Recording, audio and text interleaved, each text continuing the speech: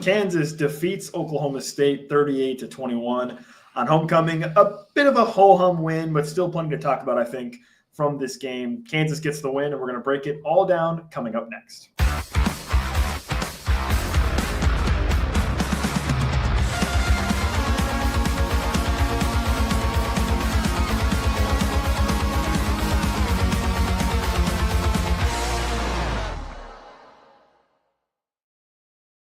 This is a live edition of the Pay Heat podcast from David Booth, Kansas Memorial Stadium here in the press box. I'm Nick Springer.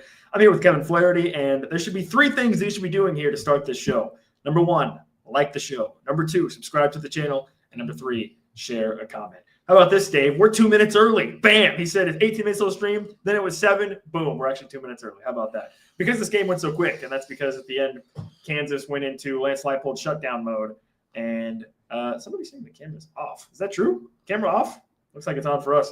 But anyways, Kansas gets the win 38-21 over Oklahoma State on homecoming. And for KU, again, kind of a hope-hum win. You're favored by 24.5. This Oklahoma State team comes in limping into the game, really. I mean, not much expectations for them on their side of things. And apparently the camera is off, Kevin. Are you seeing this? People are saying that the camera is off. This are we back? Are we back? Are we here? Can somebody tell us if we're here or not? Are we here? Are we there? Are we anywhere? It's that meme thing where they say is this last week you were saying we're done, now you're saying we're back. What's changed? Is this Inception? Changed? Are we on? Are we here? Are we live? I don't know. You know what? Screw it. We'll do it live. We're here. Okay. Thank you. Darkness is lifted like a KU program. Yes. Kansas 5-4. They get the win. I think we're back, according to people in the chat. So appreciate you guys.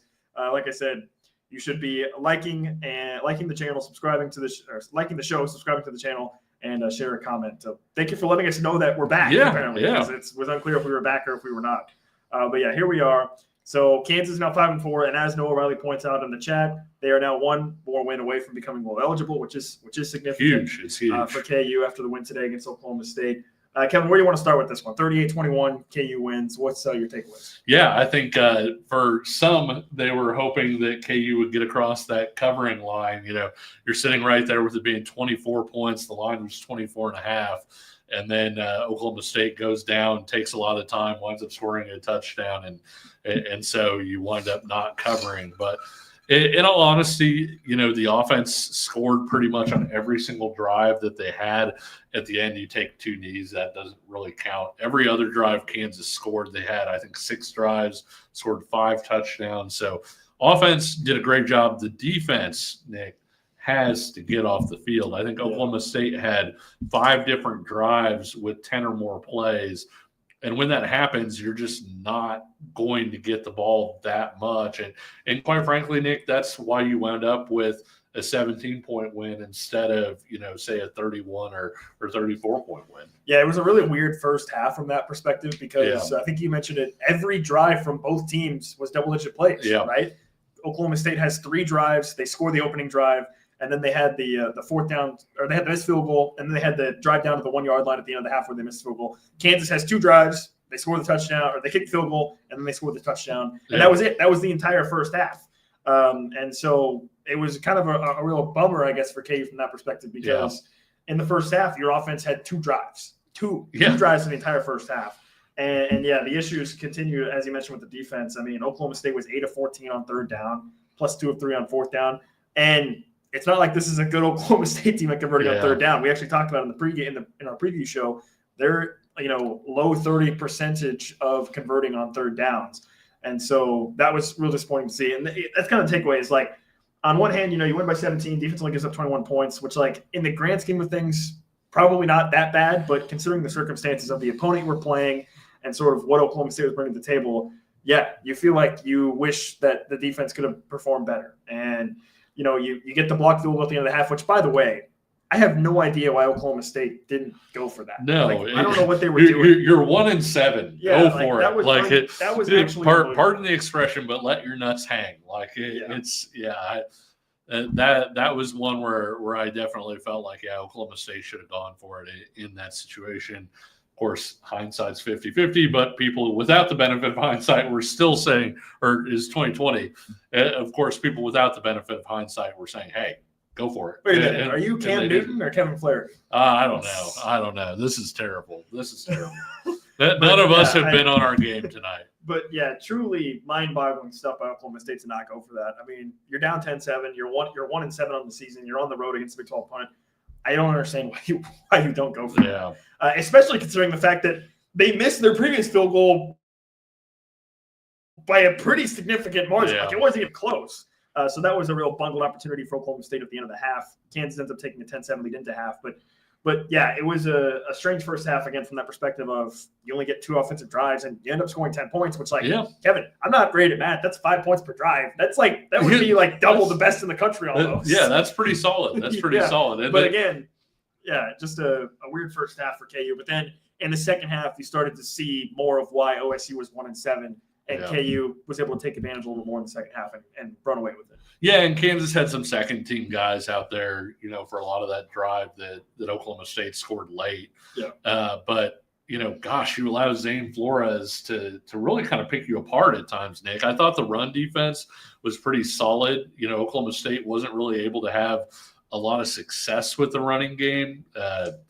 Got into some solid spots where, they weren't really behind the chains with the running game, but they really didn't use it as a weapon. Really where Kansas had issues it was a lot like the Cincinnati game, and that, you had open receivers, you struggled to cover, you were playing off of guys in a lot of circumstances and kind of getting beat and giving up, short conversions in front of your defenders. And so, on one hand, you feel like, maybe Kansas bet on, hey, these guys probably aren't going to be able to sustain drives. They probably aren't going to be able to go down and score touchdowns. But on the other hand, man, if you can get them off the field a few more times, that's really when this offense would have had a chance to click, because the offense was great today. Yeah, and to your point, Oklahoma State's rushing attack was not very effective, right? 31 total carries for 72 yards. Yeah. That's barely over 2 yards a carry for them. Rodney Fields, he had a 115-yard run. That was it. That was their longest run of the day. Yeah. So besides that, you really shut down the run game. And then you look at the pass game with Zane Flores, and he is technically Oklahoma State's best passer, but that's not really saying much when you look at what their other options were. But in this game, he was able to, again, really kind of dice you up a little bit. What I did like to see was in the second half, I felt like KU brought a little bit more exotic blitzes and were able to disrupt a little bit more, which that was good to see. Unfortunately, the Saeed Gibbs play really is a big bummer for him. You get that sack fumble with 3 minutes left in the game. It gets called for targeting. And obviously, it's unfortunate that you lose the turnover. Really, bigger picture is that you had 3 minutes left in this game, and because you get the targeting called there, you have to miss the entire first half of the next game against Arizona. And so that's a real bummer for him. And, I think obviously the instant reaction from fans and even our instant reaction kind of when we were watching it was, oh my gosh, come on, that's not targeting. I think if you look at the exact letter of the law, it probably was. Yeah. But, it looked like he kind of, it's one of those things where it's like, okay, well, if we slow it down into ultra, 1 frame per second, we really slow it down. It looks like it's targeting, but is it really? I don't know. So kind of unfortunate there. Again, the real bummer for me is the fact that he's going to miss the first half of the Arizona game, because he had a couple nice pass breakups in this game as well. Yep. So he's the guy that I think clearly has shown to be one of the stronger coverage guys, I think, for Kansas, especially to that slot position. Yeah, and then you wind up with a review on the targeting play, and you had a couple reviews where Kansas didn't get a review on plays where it felt like there should have been one. Yeah. The fourth down, there was no review on it, but the one that really jumped out to me, Nick, was the sack fumble. Yeah, it was Blake Harrell. Yeah, Blake Harrell got the sack. The ball comes loose. Kansas recovers. On replay, it certainly looked like Flores was still up. He had kind of rolled up onto Harold when the ball came loose, and it wasn't reviewed at all. And so that was the crazy thing. It's one thing if it goes to review and you don't get it, right? Like they looked at it, they took an extra look at it, they made their decision. But to not pause play to look at something like that. And I know, Dave said, hey, no turnovers against Oklahoma State is pretty concerning. Well, that was a turnover, right? Like Blake Harrell stripped that ball, guy recovers it, and you wind up not getting a review there. But at the same time, overall, defense just has to get off the field, Nick. Yeah. I know that's beating a drum over and over and over again, but I think when you look at this game and say, okay, it wound up being 17 points, what would have changed it into the kind of result that people would have actually been excited about would have just been, hey, if you can turn a couple of those 10-play drives into 5-play stops, then you're looking at a different game. Yeah, normally I don't love getting into too much of the officiating discussion. I don't always necessarily find it to be that productive, but yeah, sure. This was a weird officiating game, and not in a good way. There was several people I mentioned in the chat already. There was some very, very weird spots. There was a sneak on 4th down where it looked like KU clearly got it. They marked it short. It was Jalen Daniels. Then you have the weird play back in the first half where it's 4th and 1. And OSU goes for it. It looks like they get stopped. The entire KU defense is celebrating, and then they mark it a first down, and then KU calls a timeout. The whole defense is running down the field, convinced that they had to stop it. Yeah, it was a weird game. You mentioned the couple plays that weren't reviewed. And look, you will never hear me call for more reviews. Oh, sure. But in today's game, I think it was very valid to have more reviews or have more reviews in this game because you had the play to Emmanuel Henderson in the back of the end zone that looked like it might have been a SportsCenter top 10 catch for him. They don't even give it a second glance at it. It's just incomplete. All right, and then there were several times as Tatan Hawk brings up in the chat here. There were several times where it was like, okay, can we get a measurement here? And then we didn't. We didn't get one. It's like, what is the purpose of the chain gang on the field if we're not going to utilize them? It got to a point, just to kind of roll back the curtain for you guys a little bit, it got to the point where I think you got a question from somebody asking, hey, with the booth being 2/3 complete, are there just not enough cameras and camera angles? And so I actually went to Kansas's sports information director for football and asked him, hey, is this a thing? And he said, nope, that, they've got all the same cameras and camera angles that they would normally have. But I mean, that's just to point out, like, it was bad enough that somebody suggested there was an issue potentially with not having enough cameras. They do have enough cameras. They just didn't use them for reviews in this case. Yeah, it was truly a bizarre officiating game. I mean, between the bad spots, the no measurements, the several opportunities that it felt like to review plays that weren't reviewed. Yeah, really, really bizarrely officiated in this one for KU. For KU. I mean, it ended up not mattering, but still just a kind of a weird game from that perspective. Yeah. Anything else you want to add here before we take our first break real quick? No, I thought, like we said, the offense was really good. We'll get into the offense a little bit more specifically. Yeah. But I would say don't let what the defense did in terms of being on the field a whole lot impact your thoughts on the offense and say, oh, they only got 38 points. They literally scored on every single drive that they had. And so when you look at that, the offense was – you hate to say perfect, but it was pretty close. I mean, if you never punt, you never fail to score on any of your drives, you're doing pretty well. Just to wrap up, one more quick thought is that I would say if you are somebody who is clamoring for potential changes, yes, here's what I would say. I don't think you should be getting your hopes up at this stage of the season for anything to happen until after the season is over. Yeah. Right? I mean, we're 75% of the way through the season now, having played 9 games. So yes, I mean, should the defensive play be acceptable at this point? Probably not, considering how it's gone for the year. But I would say don't expect any changes, I would think, until after the season. And Lance Leipold is a coach that very much harps on staff continuity. He likes that aspect of it. So I'm sure there will be possibly discussions about that at the end of the season, but I wouldn't expect anything right now, certainly, or at least until after the season is over. So that's just something to keep in mind. But one of the thought I will say about that is, on the note of kind of, DK McDonald and maybe some of the scheme of this defense, is the fact that in 2021 and 2022, in the first couple of years of this Lance Leipold era under Brian Borland, there was a talent issue, right? There was certainly a talent issue. We are now to the stage where I don't think talent is an issue for Kansas, right? Like they definitely have the players, which means that, okay, you need to be starting to look into more schemes, right, than what you're doing scheming wise. And that's where I think you can get it to more to discussion of, should Kansas consider looking at making a change? And we'll see if they do end up doing that. But I would just, again, reiterate that it won't happen prior to the end of the season. Oh, sure, I can assure you that.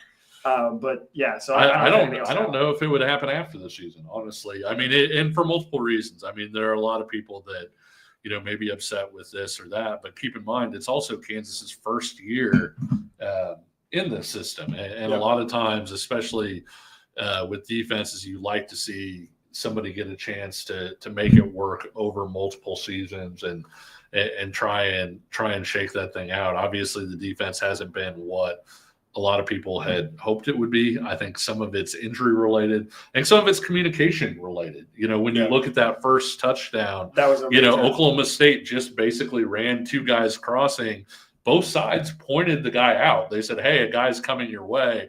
But you made the point. There wasn't enough reaction to the communication. Yeah. And so I think that especially when you look at some of the young guys on the back end, you've got, I'm not trying to blame him. I'm just saying you've got Austin Alexander, his first year really out on the field, guys like that, even a guy like you think of as kind of maybe the salty vet of that back group, hasn't actually played that much football. And so I think there's an argument at least to be made that you want to continue to, have some continuity for those guys to continue to grow within the system. Yeah, I think what I saw on that particular touchdown play, Kevin, was the fact that you have just some young guys who recognized it, pointed it out. Yeah. Nobody was going to be, okay, I'm the guy that do this. Yes. You know what I mean? It was a lot of, hey, somebody needs to switch. So, something needs to happen there. He's going that way. He's going that way. And ultimately, as the guy is going that way. And ultimately just nobody reacted. So, that's something that you hope to see cleaned up going forward. Sure. But as you mentioned, I do want to talk more about the offense because there are some plenty of positives on that side of the ball and also some negatives as well. And don't worry, we are going to talk about Zeke Marshall as well. That's going to be coming up. You have to. Also, correct, yes. So we're going to take a quick break. We'll switch over and talk a little bit about the offense. Before we do that, though, calling all Chiefs fans, you could be on the field inside the 50 – you can be on the field at the 50-yard line inside GEHA Field for the official coin toss of the Chiefs home game this season. Visit Chiefs.com/GEHA now. Enter for a chance to win to be on the field for a once-in-a-lifetime view of the pregame coin toss. Plus, you can score other exclusive prizes. Enter for a chance to win at Chiefs.com/GEHA. GEHA is a proud partner of the Kansas City Chiefs. More KU football talk coming up next. I'm Brett Goodwin, one of the owners of The Learning Tree. The Learning Tree is a neighborhood toy store in Prairie Village, Kansas. This has been here in this location since 2000s. And my husband, Alan, and I purchased the store in 2023. Alan and I grew up in families where we've always wanted to have a business together. Alan grew up, for instance, his parents had a jewelry store. I worked in a local toy store here in Prairie Village when I was growing up. When this opportunity happened in 2023, we knew right away we wanted to contact them and pursue the store. We wouldn't have been able to get the store without the team at Emprise Bank. From the day we contacted them, they knew what we needed to do, which was very helpful. I would absolutely recommend the team at Emprise Bank to anyone looking to secure a business. We worked with Emprise from day one. They were extremely helpful. They were always great resources. We talk to them frequently. They know the area. They're very friendly. We know who we're going to talk with, and they know what we need to do. We hope we'll see you at the Learning Tree.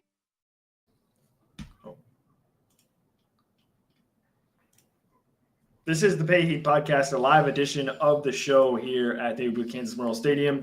Immediately following the conclusion of Kansas's win over Oklahoma State 38-21. Dave asking if the Wi-Fi is bad at the booth. No, I'm actually, funnily enough, I actually have an Ethernet cable plugged in to my computer to make sure that we're in good shape. So I don't know. Hopefully, I don't know if just the internet's having a tough time right now, but hopefully our video is not too bad. For the video quality for the video listeners or video watchers. So appreciate you guys so much for tuning in. And by the way, that's a good opportunity to remind you that you should be liking the video, subscribing to the channel, and sharing a comment. We appreciate you so much if you can do those things for us. Thank you so much. Okay, switching over to the offense. As you said, Kevin, the offense outside of the kneel downs at the end of the game scored on every drive, every possession they had, right? There was no punts at all today for Kansas. The punters did not see the field, so we never saw Finn Lappin as Kansas ended up scoring on all their drives. And, I'll start with kind of the bad here, or sort of the negative a little bit. The negative for me was that Jalen Daniels still looked off for a majority of this game. He still looked like he was missing some throws, missing some guys high, he overthrew Emmanuel Henderson a couple times. Was kind of had a couple throws where he was behind Keaton Quebec and ended up making the catch. And I mean, I don't really know. I mean, this was kind of a weird game for him. 110 yards passing, 2 touchdowns, and it was just kind of a meh. I mean, I guess I'm not worried in terms of looking forward to the rest of the season for him, but you would like to see him start to get back into that rhythm that we saw him with earlier in the year. Yeah, and I thought he started to later in the game. I thought he settled in well. Early on, it's kind of interesting. There was a comment earlier about being afraid to take downfield shots. They took some downfield shots. He had one that he tried to fit between 2 defenders, and it was like, man, how did he try and get that through? The 24-yard, I think, pass to Canty was a 50-50 ball that he kind of put up there. He threw over the top another time. But later in the game, I really thought the first throw where it was like, okay, that's JD, was like the 13-yard slant to Emmanuel Henderson on 3rd down, and he absolutely cut that thing loose, looked really comfortable. The feet were good, and threw for a 1st down. Very next play, he doesn't see Leighton Keir until late. I mean, Leighton Keir was coming down on like a post route. He had him a little bit earlier, didn't see him, but still, kind of powered that ball in there. If Leighton didn't slip, he might have had a touchdown there. Yeah. But I thought, Jalen made a couple nice throws there. Obviously, he put the bullet at the back of the end zone that Henderson may or may not have caught, depending on your thoughts. We're still waiting on a review on that one. But I thought, I thought, and then he winds up hitting on the touchdown pass on the throw to Bowden Gruen, shout out cloak of invisibility. Yeah, but I asked Kevin about that. Can we call that cloak of invisibility? Because he got open, but it wasn't totally, it wasn't wide open. But when you're down that close to the end zone, defenders can only be so far away. Sort of like a short term. But in all seriousness, Jalen, it reminded me of the West Virginia game. And in the West Virginia game, everything seemed a little tough for Jalen to start off that game. And in this one, though, I thought he actually bounced back better than the West Virginia game, and I thought he looked like JD, late with the way that he threw the ball. And then once Kansas got up there, Nick, they just didn't ask him to throw the ball. Yeah. They just decided, hey, we're just going to line up and run the ball. And this is what I want to talk to you about here, Nick. The Le'Shawn Williams drive. Le'Shawn Williams HB dive. Le'Shawn Williams gets. There's a 10-play, 39-yard drive. Takes 6 minutes and 31 seconds. Le'Shawn Williams. That was the start of the drive. That was the end of the drive. In between, there was Le'Shawn Williams. He got 10 straight carries as Kansas burned 6.5 minutes off the clock to go ahead and get that score to take it to 38 to 14. And really, if you're up and you're trying to close somebody out, just being able to line up over and over again, the other team knows, hey, pretty sure Le'Shawn Williams is getting the ball right here. It's going to be HB and you're still able to run the ball. Keep in mind, guys, this was Kansas's first 200-yard rushing game since West Virginia, and Oklahoma State's run defense was actually pretty good against Texas Tech a week ago. Yeah, I think they held Texas Tech under 100 yards rushing, and Texas Tech is pretty good at running the ball. And so when you look at that, this was a really nice statement, and it was one that started early, Nick. The other thing I wanted to talk about, very first play, you have 6 offensive linemen out there. They put Nolan Gorska in at tight end and basically said, hey, we're going to line up and run this football. And it was something they did really well all game. Yeah, I think there was a combination. We kind of talked about it during the game. Kind of a combination of KU's lack of depth at tight end with some of the injuries they dealt with there.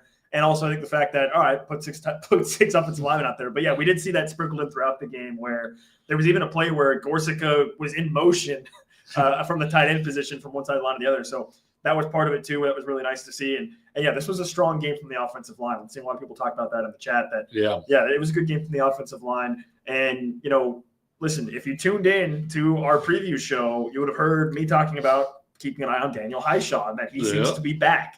And I was vindicated on that today. He had a really strong game, had a couple really, really vintage Daniel Highshaw runs, including his touchdown run, his first touchdown run, where, again, he was kind of boxed in and found a way to make a play. He had a play on where he broke 3 tackles on the near sideline and stiff-armed a guy out of bounds. So he looks to be back and fully healthy, and that's really exciting to see. And unfortunately, I think for KU, and correct me if I'm wrong, Kevin, but this is maybe the only one of 2 games, I think, this year where we've really had the chance to see both LeSean Williams and Daniel Highshaw healthy at the same time. Yeah, sure. They both have dealt with injuries that have kept them out to where they've either one's been healthy, one's been banged up. They both kind of been banged up. One's been out, one's been playing. We haven't really had a chance to see both of them together at full health. And this was one of the rare games this season. I think you'd probably have to go back to maybe the start of the year to find a game where you could tell that they were both, healthy or near healthy. And today they had it, and you see the result. Both of them had 14 carries. Both of them had, over 65 yards rushing, 2 rushing touchdowns for Daniel Highshaw. You just mentioned the LeSean Williams drive where he runs HB dive 10 times in a row and scores a touchdown. So he also got 32 yards on a 4th down. Give the ball to LeSean Williams on 4th down. He had the long 4th down touchdown run against West Virginia. Gets the 4th down touchdown run here. But, Nick, I think people in the chat want to hear about one carry specifically from a non-running back who may or may not be a backup to Jalen Daniels and Cole Ballard right now. Yep, Isaiah Marshall comes out. That was in the 3rd quarter, I believe, that resulted in KU's 4th touchdown, I believe, where Isaiah Marshall comes in at quarterback and runs. They run kind of like a fake toss to Jalen Daniels. He keeps it. He runs. Actually, initially, he kind of just runs into his own offensive lineman. Yeah. He ends up spinning away from that and then shows off his great speed that I know you've talked about so much, where he sprints down inside the 10-yard line. And so, that was really nice to see. I totally understand why people want to see more of it. I would like to see more of it, certainly. He wanted to see it when KU was up like 17 with 12 minutes left. He was like, it's time to put Zeke in right now. Here's what I'll say. We've been harping on this, the two of us, for damn near over the past year, really, at this point, since the show began, which is you have Jalen Daniels, who has proven to be a strong running quarterback when you design runs for him and when you design option plays for him. And for whatever reason, last year I think it was partly because he had Jeff Grimes calling the plays. That wasn't really something he really wanted to do. But for whatever reason, and this year it's been more of the same, Kansas has been hesitant to show any of that, right? Yeah. I haven't seen very many designed option plays, quarterback run plays for Jalen Daniels. I don't know why that's the case, because I want to see more of it. I know you want to see more of it too, Kevin. Sure. But I would just say this. Okay, fine. If you don't want to run with Jalen Daniels, throw Zeke out there and run with him. It just adds another level to your offense. It adds another level of dynamism to your offense, because it's clear that outside of Emmanuel Henderson, Zeke Marshall might be your most explosive player with the ball in his hands potentially. And so we got to see it for one play today for 43 yards. I hope we see more of it in the future. And I already know from hearing from so many people in our YouTube live chat and from seeing people on social media that, next year people want to see this kid play quarterback for Kansas. Yeah. We'll see. Obviously he'll have to, there will be a quarterback battle next year, but yeah, it's obvious why people want to see him, because he has proven this season, I think, to be a very explosive player with the ball in his hands. This wasn't the first time he's had a long run. Yep. I actually think in the West Virginia game, funnily enough, he had a long run there for not quite as long as this one, but a play where he got 25, 30 yards. And so, yeah, I would say, okay, if Daniel Highshaw and LeSean Williams are not going to be fully healthy, and you're not going to run Jalen Daniels, maybe let number 8 get on the field and let him run. Yeah, I agree. There are ways we've called it stealing carries, right? And we talked about it when KU had Ballard taking the carry here, Marshall taking a carry here. When they lined Emmanuel Henderson up in the backfield at one point, they had him get a carry in a previous game. And that was when they were having injury issues at running back, where it's kind of like, hey, you want to steal some runs without putting those runs on either your one healthy running back or on Jalen Daniels.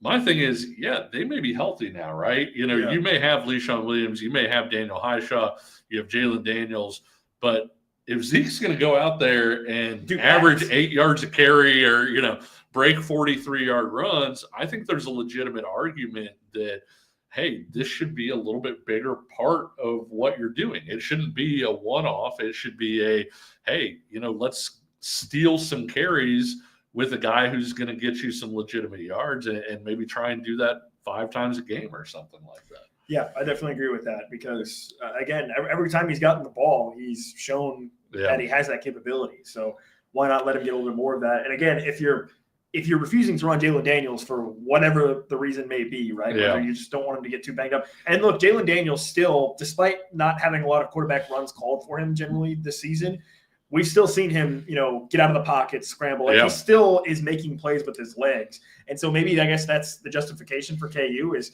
hey, we know that on 4 or 5 called pass plays per game that Jalen Daniels is probably going to, scramble and use his legs or whatever else.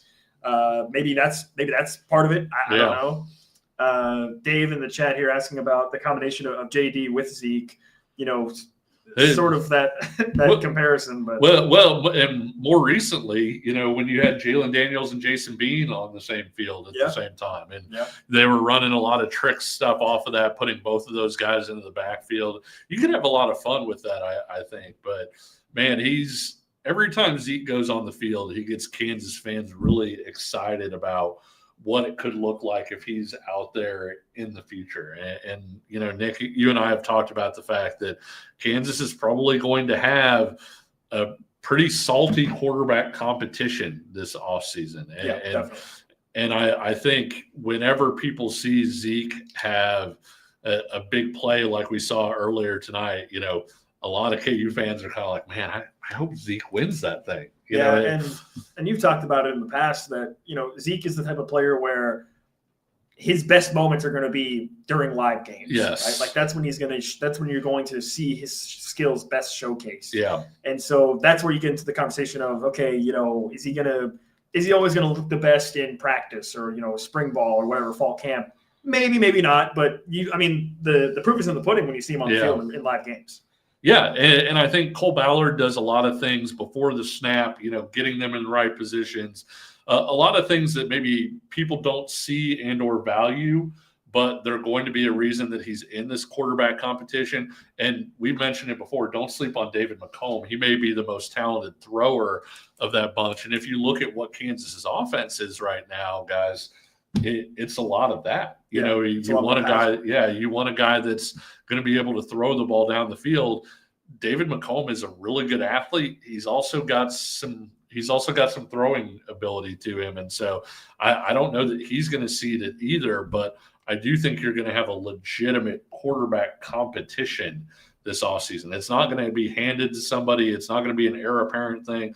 It's probably not going to be settled in the spring. It's probably going to carry over into fall camp and may even be the sort of thing where they're keeping an eye on a guy in game 1 or game 2 to see, hey, is this the guy or should we, try somebody else? But when you see Zeke break out the way that he did on that run today, it's sure easy to daydream about the future. And just to circle back to this game, again, the run game was really strong for Kansas tonight or this afternoon with the offensive line. And again, LeSean Williams and Daniel Highshaw both looking fully healthy. Yeah. Both of them getting 14 carries, both of them looking explosive at times and seeing – and honestly, it kind of annoys me because of the fact that to see, okay, this is what they can be together. Yeah. And we haven't had that, for basically 7 games this season, which is a real bummer. Obviously, but we got to talk to Daniel Highshaw before the game this week, and he's obviously dealt with a lot of injuries over the course of his career, a lot of ups and downs over the course of his career, and so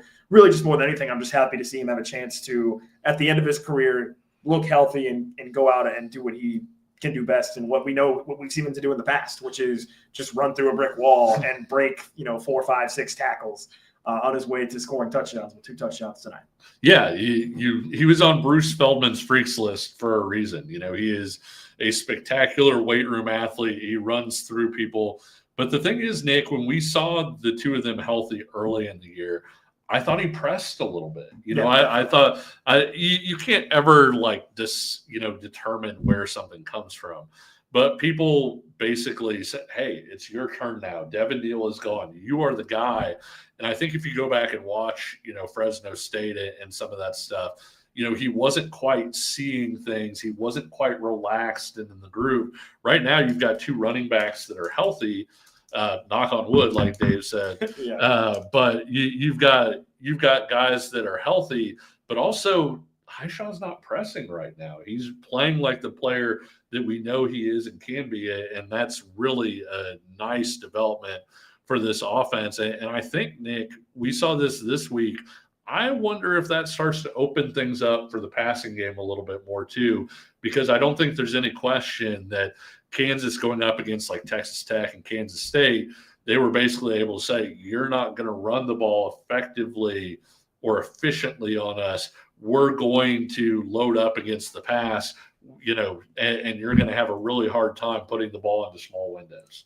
Let's take our final break, and when we come back, we'll talk a little about where this leaves Kansas heading into the final 3 games of the season, some more takeaways, and much more. That's coming up next. Hey, NFL fans, what's your favorite touchdown? For me, it's the next one. And that's because with DraftKings Sportsbook, an official sports betting partner of the NFL, every touchdown could bring you closer to cashing in.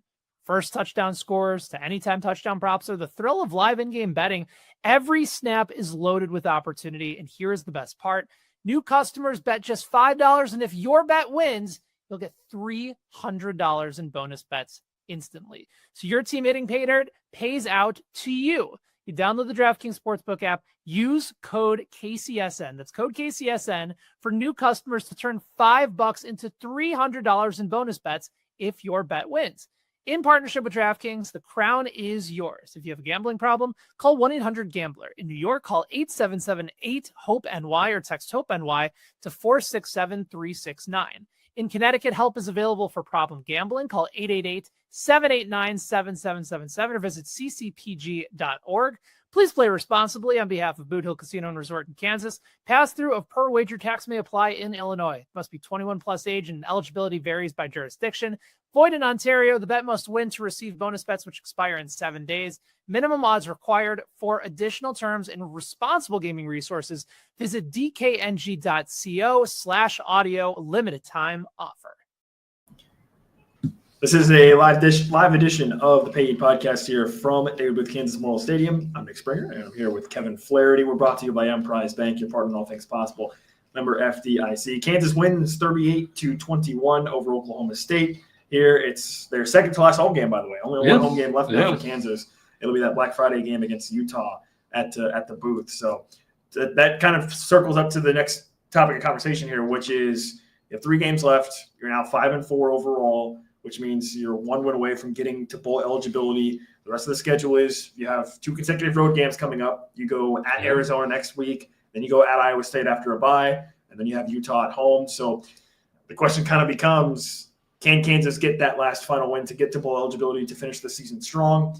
We'll see. I mean, I think overall today you have to be fairly satisfied with the bounce back from Kansas after the loss against K-State, right? Like, it helps that you're playing Oklahoma State this week versus maybe if you were playing like Utah or somebody else after the K-State game, but you were able to get, a team that had pretty much folded up its season already in Oklahoma State.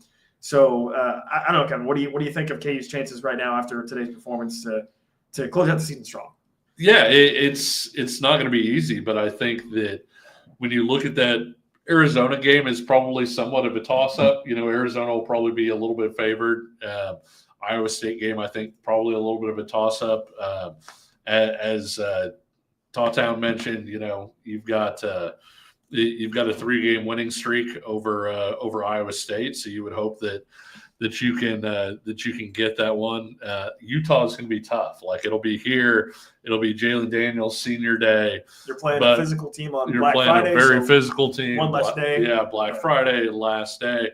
And who knows what the fan turnout's going to be. And I'm not trying to blame the fans for the turnout today or anything like that. I just think it'll be interesting to see what it is for a game like that on Black Friday, in that situation with it being Senior Day and all of those different things. I think Iowa State is probably the game that I would say I feel the best about at this point. How about you? Yeah, I mean, I would probably look at Arizona. I think I would feel more comfortable with KU being able to win that game against Arizona. But we'll have to see where Iowa State is. I think when they play against KU, Iowa State obviously started the season really strong. They've had a lot of injuries. They've taken some tough losses. So we'll see how engaged they are. But I mean, listen, as bad as Ames sucks, okay, and it's the worst town in the Big 12. As bad as it sucks, I will give credit to Iowa State fans. They generally still show up. They show up like crazy. Yeah, they generally, they're a pretty loyal fan base. Obviously, they do a great job whenever it's basketball season and they come to Kansas City for the Big 12 tournament. So I would expect the environment to be pretty good for Iowa State, regardless of where they're at in their season. So that's where I kind of look at, okay, maybe the Arizona game might be a bit of an easier game for Kansas potentially to get a win out of.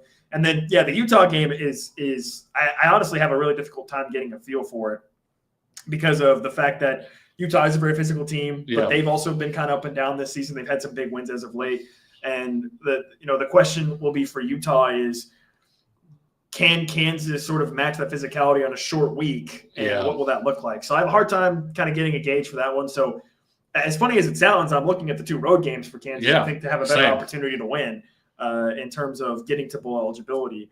The Arizona game next week it will be a big one, I think, for Kansas to have a good chance at it. And then, so he mentioned in the chat, I put it up earlier, but Gary in the chat here, you get Iowa State after a bye week, which, setting aside the K-State debacle last week, Kansas has been generally really good off of bye week. So that's still something to consider, even if you do factor in the K-State game last week, Lance Leipold's record off of bye is still at this point, 5-2, 6-2 off of a bye week.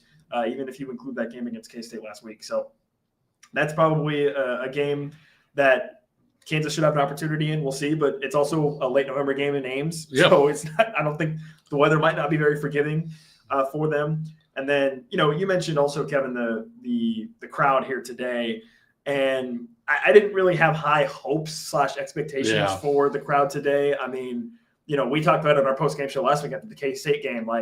That was just such a monumental step back, a monumental just deflation of momentum that I was worried coming into today, despite the fact that it's homecoming, about what the crowd would be. And truthfully, getting up towards kickoff, it didn't look that great. But to all things considered, honestly, it actually ended up being, I thought, a fairly decent atmosphere overall. Yeah, late arriving crowd, but there was it did not look good with 15 or 20 minutes before kick, and looked significantly better, say, 5 minutes into the first quarter. Yeah, so I definitely agree with that. Dave is asking about Iowa State and whether or not they have a bye leading up to the KU game. They do. Yes, they also have a bye. So Iowa State's going to play. They lost to Arizona State today. They're going to play at TCU, and then they also have a bye on the 15th before the KU game. So both teams will have a bye heading into that game to answer the question from Dave in the chat. So, I don't know if that makes a difference. We saw K-State and KU both had a bye heading into it, and I guess it kind of neutralized it. Maybe it'll neutralize. Hey, no mentioning K-State. KU won this week. Sorry. You're hurting Dave here. Sorry. I didn't mean to bring it up. I don't even want to think about it. It's just one of those things. But yeah, Kansas does bounce back tonight, 38-21. They get the win, 5-4. You've got 3 games left. Feel like you're in a decent position to fight for bowl eligibility.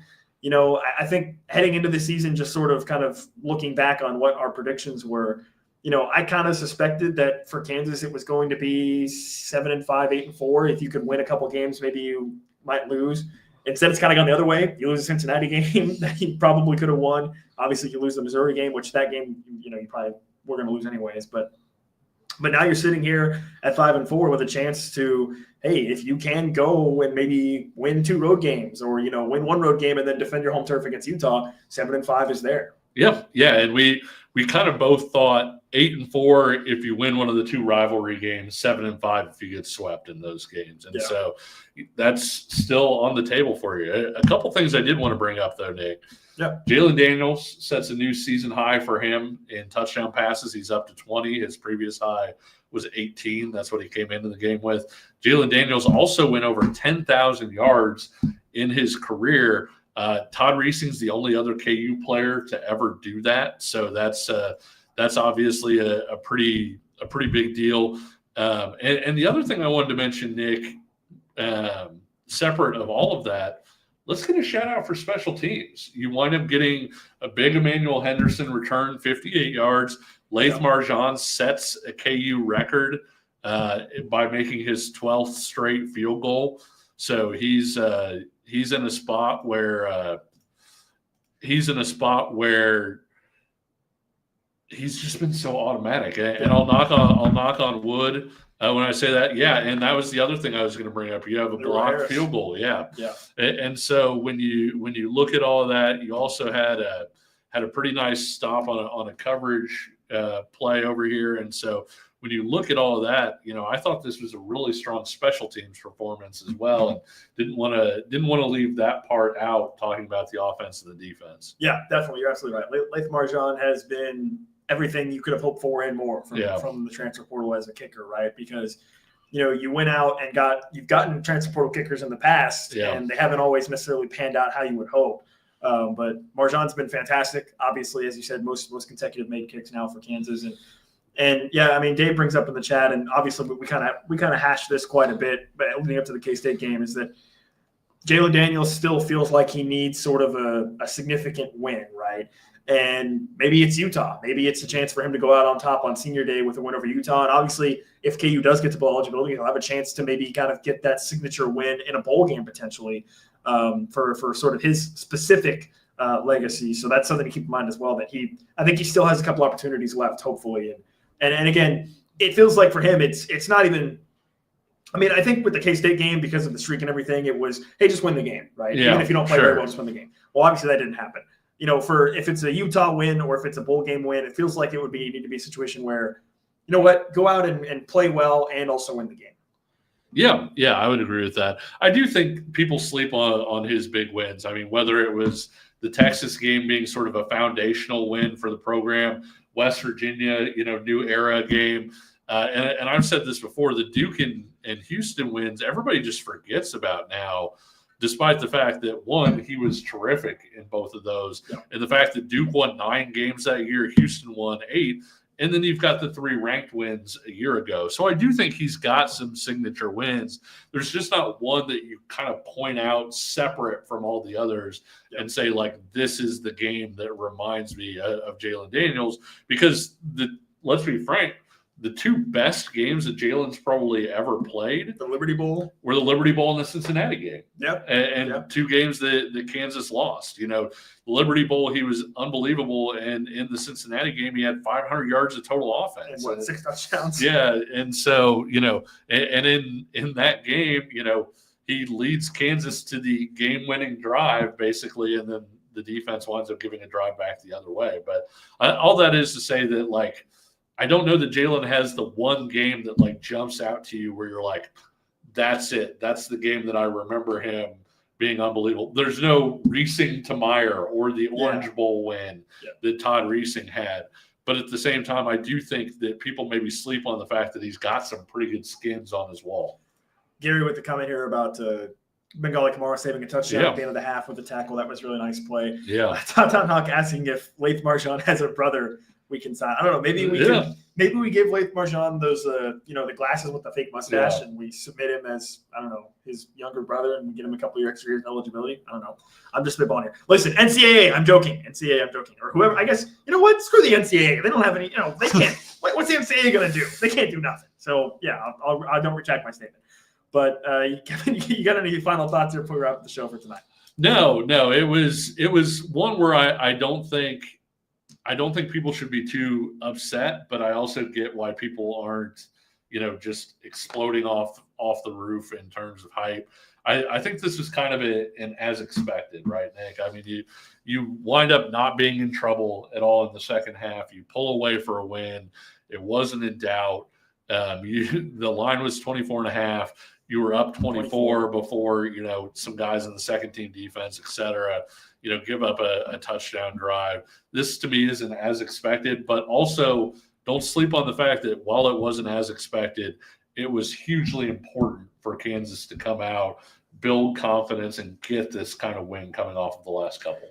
Yeah, I agree. I mean, obviously, we talked about it at the beginning of the show. The defense, I think, still has a lot of things that they can fix and clean up. But overall, like we talked about sort of previewing this game, is that Kansas just needed to go out and be the better team, right? And make OSU look like a 1-7 team and win Yeah. comfortably. And they did end up doing that. They accomplished those goals. And the offense, as you outlined, was very efficient in what they did. So, yeah, obviously there's things you want to improve on the defensive side of the ball. But overall, I think KU did what they needed to do today, which is, get a comfortable win, look like the better team, play like the better team, especially early in the second half. I thought that was when they were at their best and making Oklahoma State look bad and taking advantage of some of the mistakes they were making. So, overall, I think it was a pretty solid win. As Gary Boyd puts it, a Lance Leipold special today.